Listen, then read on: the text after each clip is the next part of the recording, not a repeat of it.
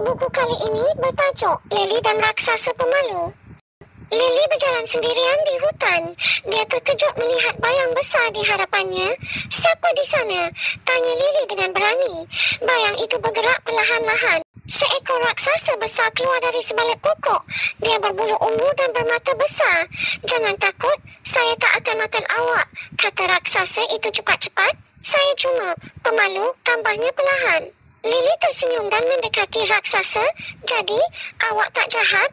tanya Lily. Raksasa itu menggeleng. "Saya cuma nak berkawan," katanya malu-malu. Lily mengulurkan tangan. "Mari kita berkawan," katanya ceria. Raksasa itu tersipu-sipu. "Betul ke? Saya tak pernah ada kawan manusia." Mereka berjalan bersama di dalam hutan.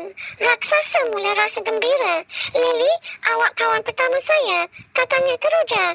Lily ketawa. Raksasa menunjukkan tempat rahsianya. "Di situ ada bunga yang bercahaya." "Wah, cantiknya," kata Lily kagum. Raksasa tersenyum, bangga dengan tempatnya. Mereka bermain kejar-kejar. Lily ketawa gembira.